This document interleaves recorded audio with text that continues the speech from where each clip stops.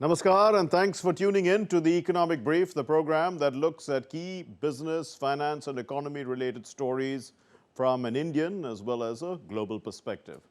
On the program, the Purchasing Managers Index for Services in India for December is just shy of 60. That shows big expansion. Pakistan starts 2025 with a new 5-year plan, and the economy also gets World Bank backing of $20 billion. India's Mahakumbh holy event is estimated to generate revenue of 2 lakh crore rupees, about $23.5 billion.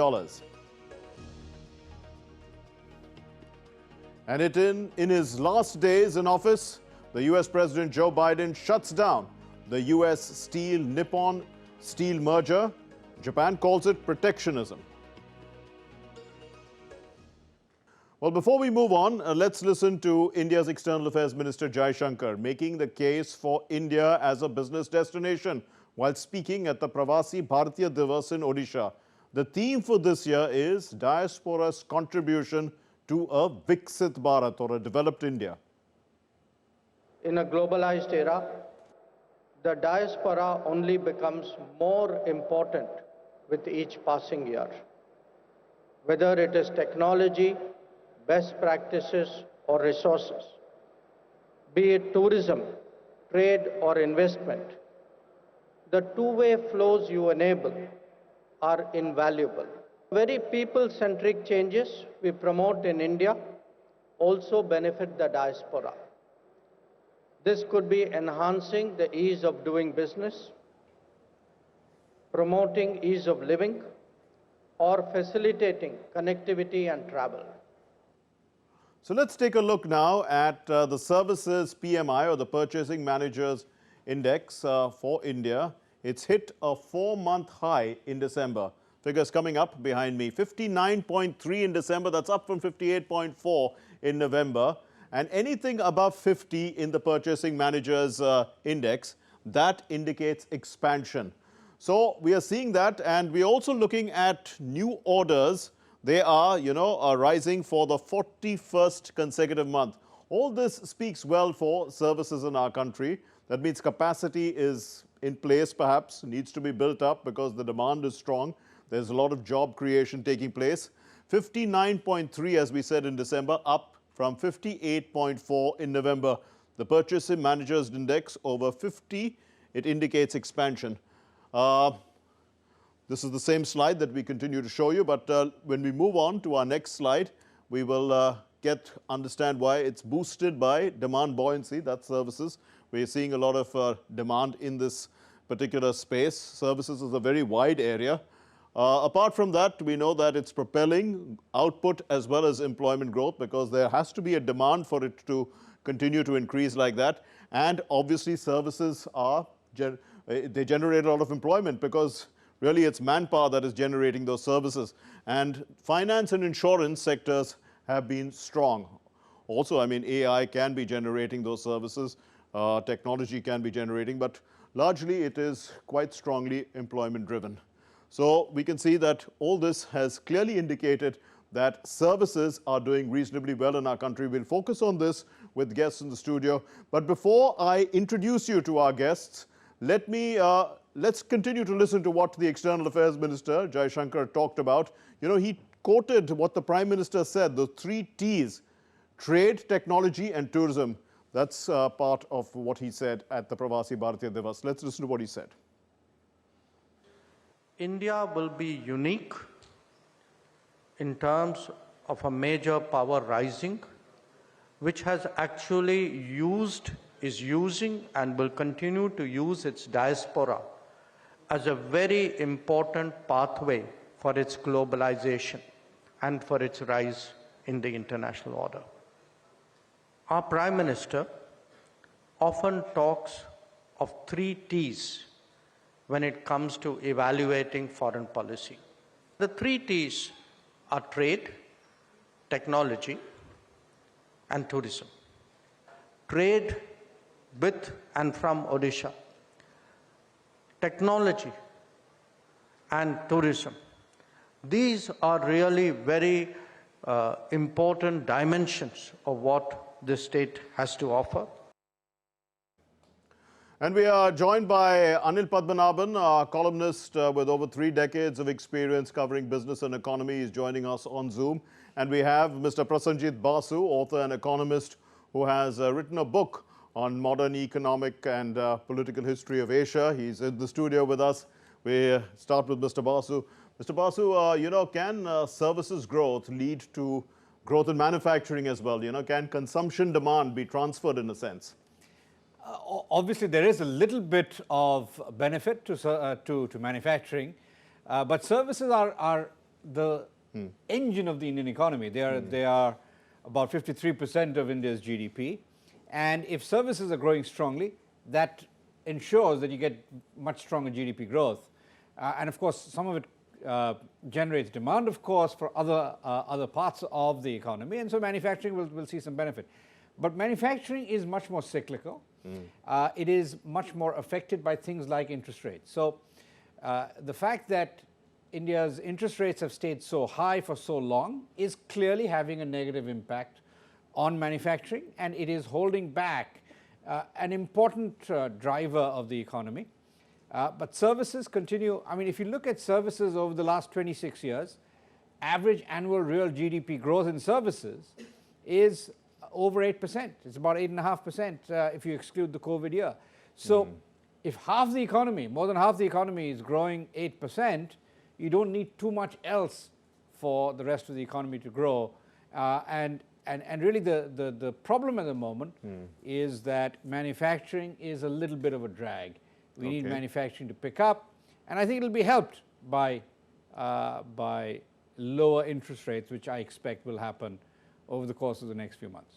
But, when we look more into detail, we see that there's pressure on capacity because the demand is much stronger than, the capacity generation.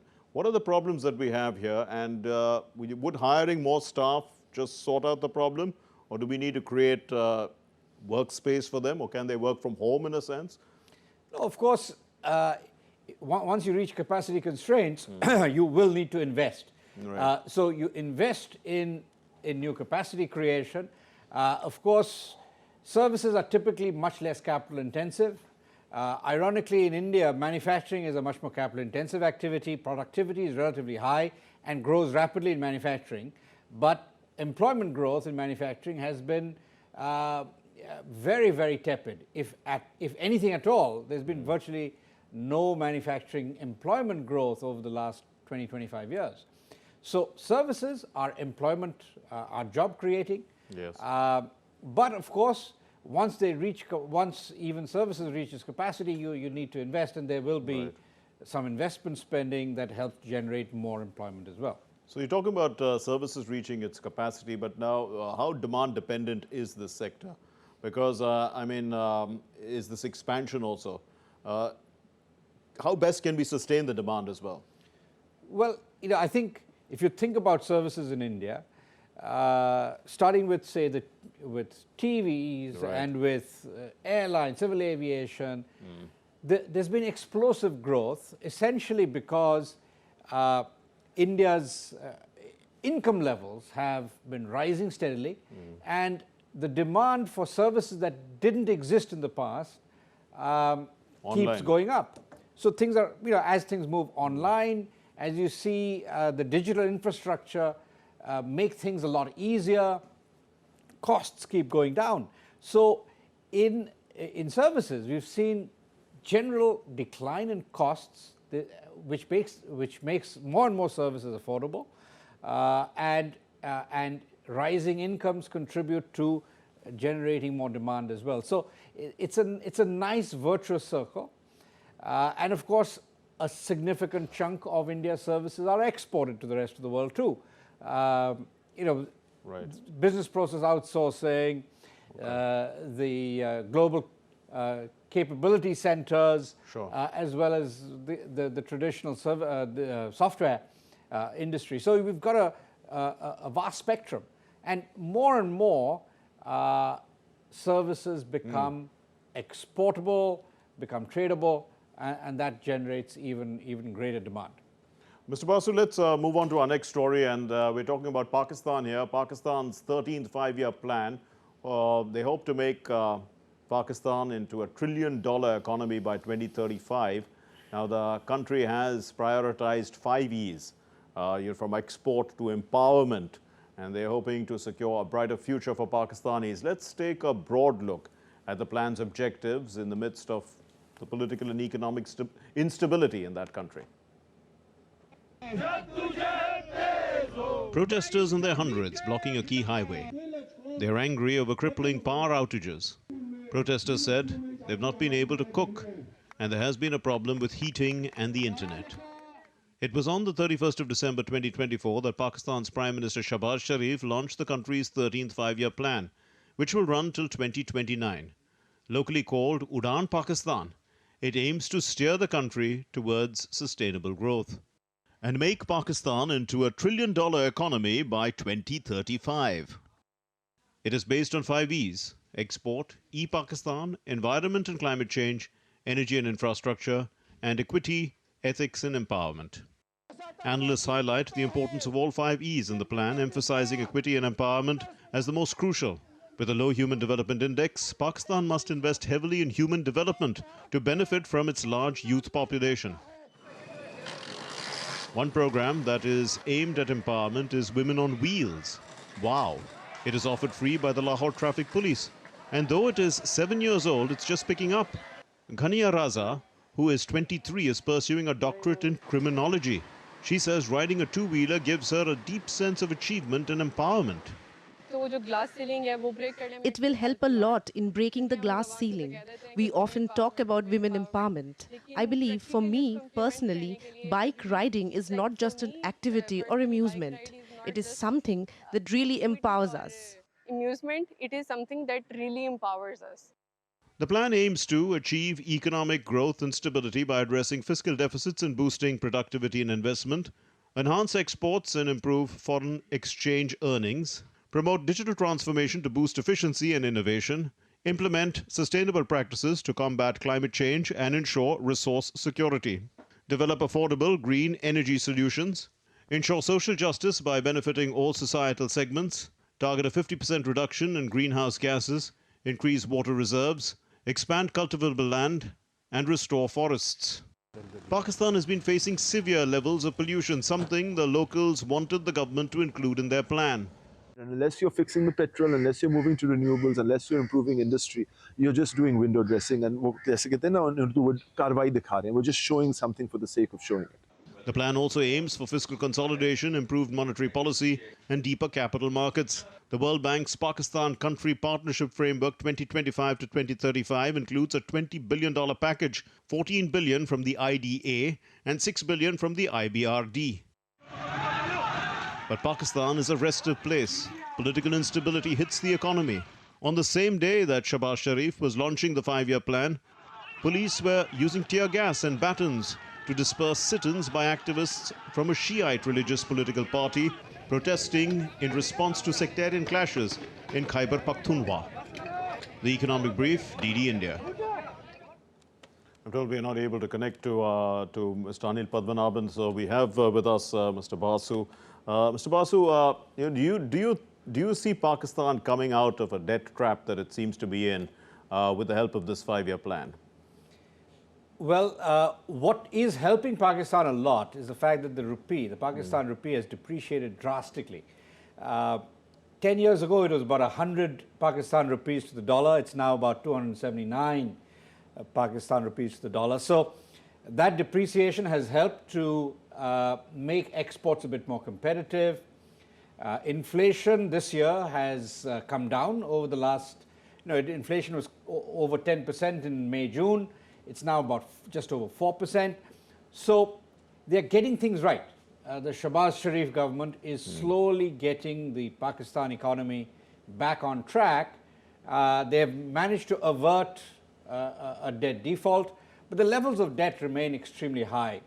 So they have foreign reserves now of about $16 billion, but the debt, public debt, external debt, is all well over $100 billion. So The challenge remains significant, but Right. if they can basically move more sectors of the economy to become competitive internationally, then things could improve. But of course, a key aspect is that Pakistan needs to curtail terrorism, needs to right. curtail instability in its politics, and if all of that happens alongside the economic improvements that are occurring Sure. under this government, then yes, then over time, over the next 4 or 5 years, you might be able to see the debt situation move onto a sustainable track. Okay.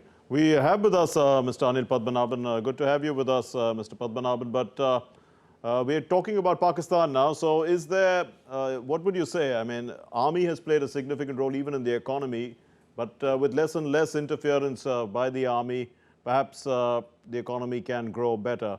What do you expect going forward? Mark, there's so many ifs and buts Yes, I in what agree. you just said.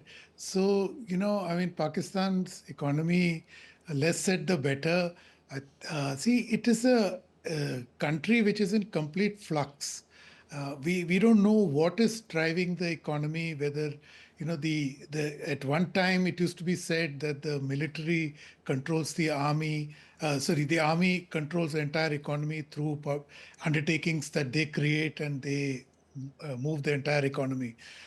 But the recent level of bankruptcy that this country has faced, or the brink of bankruptcy, as it were, has exposed so many fault lines in the country.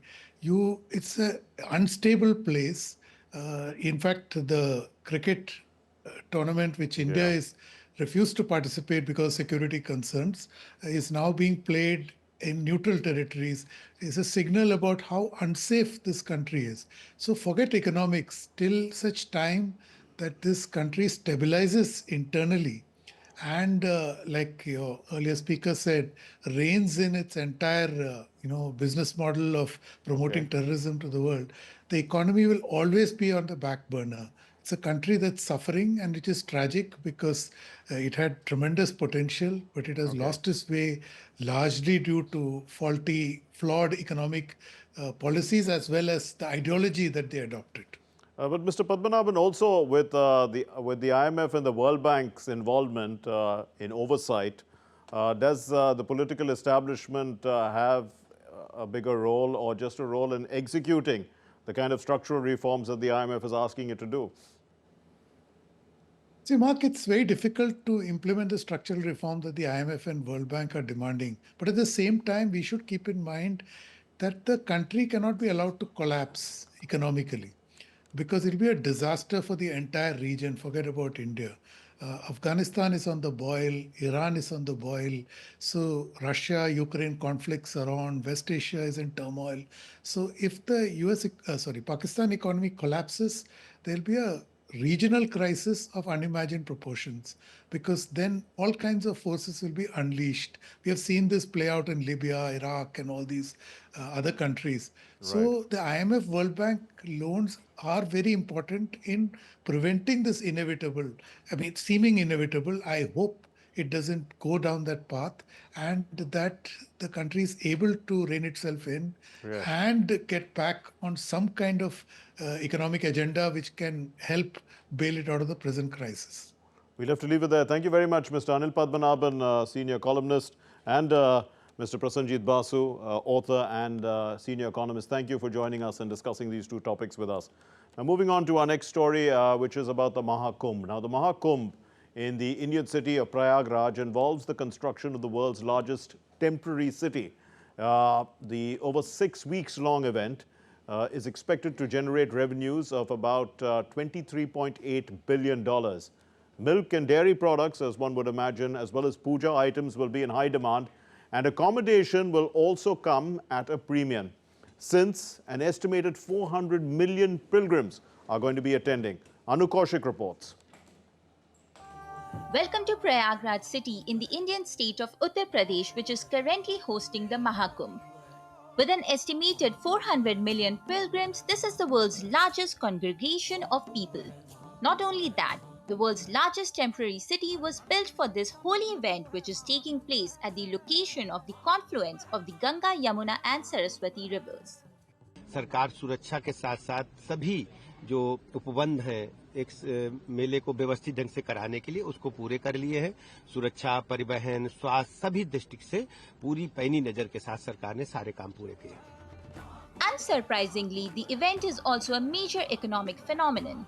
It involves investment in infrastructure and provides a boost to sectors like tourism, transport, and hospitality.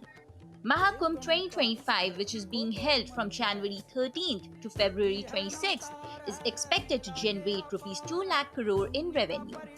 This is a massive hike when compared to last Mahakumbh held in 2013, which generated Rs 12,000 crore in revenue. Let's also take a look at the estimated business volume of items used in the event. According to the UB chapter of Confederation of All India Traders, milk and other dairy products would amount to Rs 4,000 crore, groceries would amount to over 4,000 crore rupees, while puja items are expected to be at around Rs 2,000 crore, and flower trade would amount to Rs 800 crore. Other items include heaters, mattresses, and rented vehicles. Apart from this, Mahakumbh also generates seasonal jobs. With time, both the holy event and its economic benefits continue to grow in scale. The Economic Brief, DD India. Well, that's all we have in this edition of the Economic Brief, and we leave you with this story. Nippon Steel and US Steel have filed a lawsuit in response to the US President Joe Biden's decision to block the Japanese company's proposed acquisition of its American counterpart. Nippon Steel has accused the Biden administration of illegal interference, emphasizing that it will not back down from its efforts to expand its operations in the United States. Diptanshu Kashyap reports. And thank you very much for watching. Namaskar. Outgoing US President Joe Biden has blocked Japanese firm Nippon Steel's proposed $14.9 billion acquisition of US Steel, citing national security concerns. This decision effectively puts an end to the contentious deal after a year-long review. The move has garnered rare bipartisan support, with Republican President-elect Donald Trump and incoming Vice President J.D. Vance also campaigning against the sale. Japanese businesses are already preparing for potential tariff hikes once Trump assumes office. CFIUS evaluation determined this acquisition would place one of America's largest steel producers under foreign control and create a risk for our national security and our critical supply chains. So U.S. Steel remains a proud American company, American-owned, American-operated, by our American union steelworkers, and the best in the world. However, the decision has faced strong criticism from both companies and Tokyo. Japanese Prime Minister Shigeru Ishiba expressed concern that Biden's actions could dampen future Japanese investments in the US economy, and he called for an explanation regarding the national security grounds for the decision. We need to dispel these concerns. We strongly call on the US government to take actions to address them. Nippon Steel CEO Eiji Hashimoto asserted that there is no reason to give up on the acquisition. Even during his final visit to Japan, US Secretary of State Antony Blinken emphasized that ties between the two countries are stronger than ever and that the US and Japan remain committed to deepening cooperation for many years to come. Diptanshu Kashyap's report for the Economic Brief, DD India.